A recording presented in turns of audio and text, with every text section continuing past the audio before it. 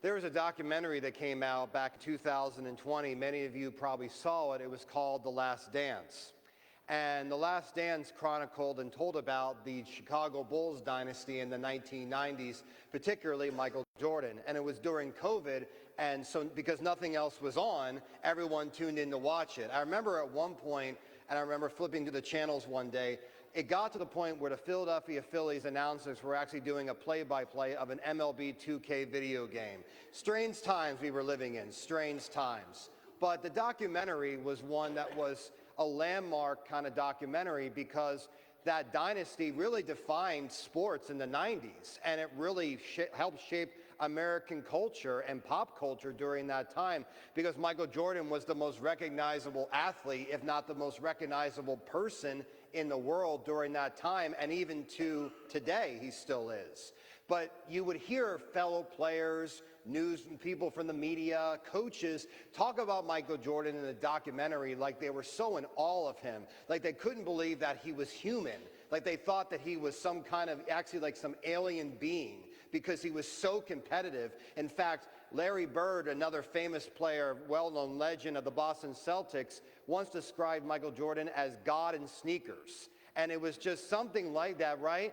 Because that all about him, because he was so competitive. He wanted to win at all costs, and he was supremely gifted at playing basketball. But as you see throughout the documentary, as people glorify him, you see the human side of him. You see the side of him that the cameras don't see, or the side that he doesn't want the cameras to see. That in all the publicity and all the popularity and all the fame and money and endorsements he was getting, he also just wanted to be like everyone else, but he couldn't. And that's really what we hear about in our gospel today. We hear Jesus saying, "You have come to glorify God, and in me you see God." Because with Jesus, Jesus is not God-like. He is God himself. But imagine Jesus walking around the way that he did. Everywhere he went, once his reputation started to get bigger and bigger, but the way he taught, the miracles that he performed, everyone wanted to see him. Everyone wanted to talk to him, to be near him. They wanted him to heal him. But often what Jesus needed to do, despite that popularity, he never wanted to be a celebrity. He never wanted to feed his own ego, or he never wanted to do anything or everything for his sake. It was all due to the glory owed and given to him by his Father. So we hear oftentimes in the gospel where Jesus had to go away and pray. He needed to separate himself from the people. He needed to get away from the limelight, and he needed to make sure he had a good relationship with his Father in heaven.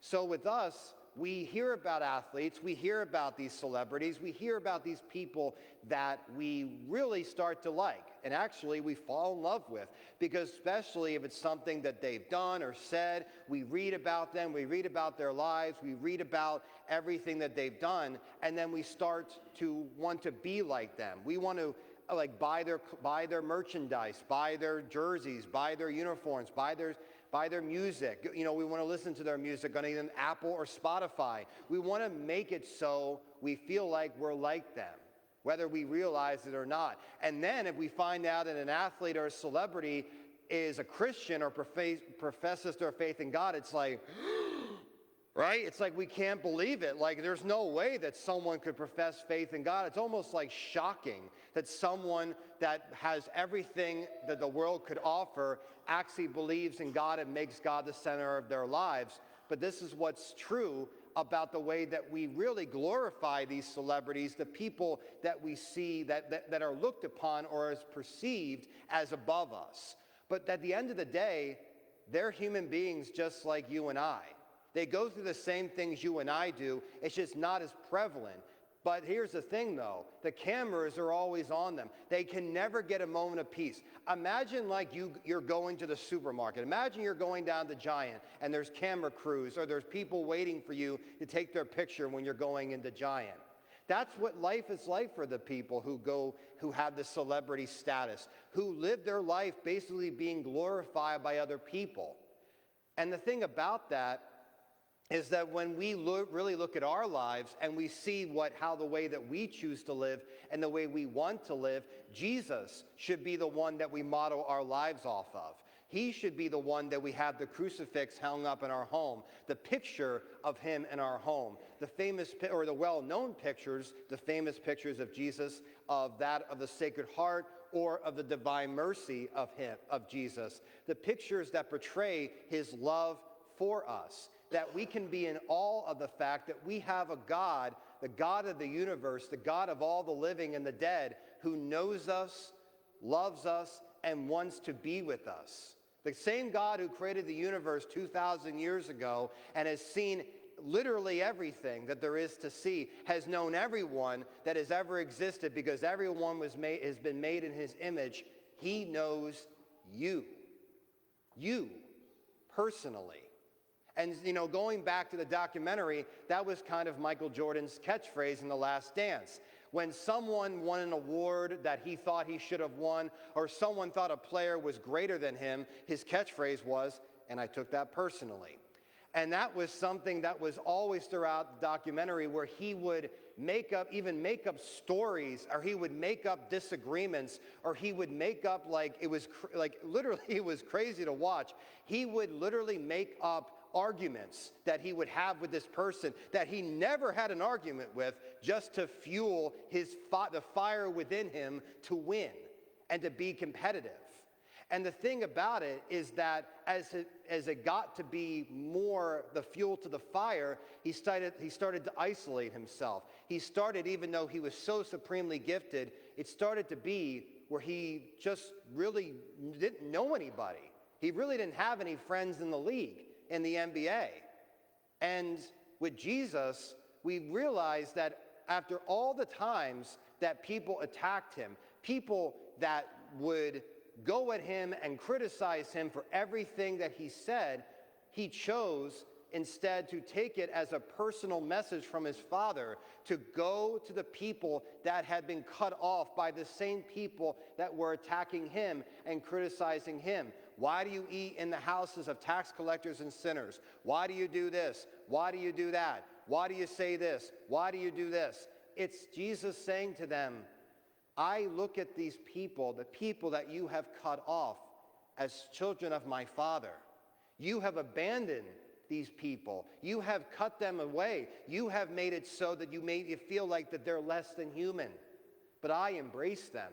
I welcome them. I invite them to join me and my Father, just like I invite everyone else who chooses to believe in me. So for us in our personal relationship with Christ, we should look at it as a personal insult that someone who chooses to insult Christ. If we hear someone insulting God, or someone who is making fun of God or mocking God, in the same way we choose to love him, we should also take it as someone saying to us, or whether it be someone we know personally or not, why would you make fun of God? What has God done to you that makes you feel like you want to insult him? Or even music that we listen to, or TV or movies, we should not watch that stuff that seeks to mock the name of God, because the name of God is so precious. The name of God should be taken personally by each and every one of us as something that we should treasure. The fact that we know the name of God and that we can speak it openly. The fact that we can profess our faith in Jesus, that he is not a secret to us, that he is front and center, available to us, and should be front and center in our lives. And so we also need to look at ourselves. We also need to look at our lives and say, how can I glorify God all the more? How can I make it so that in anything that I do, I make it a point to love the ones that are around me? Because Michael Jordan says in The Last Dance, as he's going through the latter stages of his career, he starts reflecting and realizing, I don't really know anyone, and no one really knows me personally. They see who I am on the court, and they're in awe of me, but I don't have any friends. I have cut myself off from everyone. And that is something that really made him feel incredibly lonely and sad, knowing that despite all the success that he had in his career, now he has no personal relationships with anybody. And so with us, when we see the love that is within us, the love that has been given to us by God, we have to pass that love on to someone else. We should never just keep that love to ourselves, because the love of God that has been given to us, it needs to be given to someone else, because that is the best way we show how we love God, by loving those around us the way that God loves them. And the way that we do that the best is by not only looking upon them with love, but also acting in love, making it so that when people look at us, or when they ask the question, where is God? Where is he in the world? Where is he in my life? I've prayed to him, I've asked him things, I have sometimes begged him to let me know what I desire or what I truly need. Sometimes God will look at us and say, I send you this man, I send you this woman to deliver my personal love for you. I speak through them to you. Don't let that moment, don't let that person pass you by, because you may be the message that someone is waiting to receive from God. May we, each and every day of our lives, always make the blessings that has been given to us by God last. May they never go away, and may we do everything we can to help them flourish, because there are times where we will feel so excited about being loved by God, it'll feel like we're dancing, because we just can't contain the joy that is within us. But may we always know that in God's desire to be with us, he chose us to love. He made us so that we could always love him, and so that through our love for him, we may make the world around us all the more aware, and all the more knowing, and all the more cognizant, and even just really wrapping our heads around the fact that God is within us.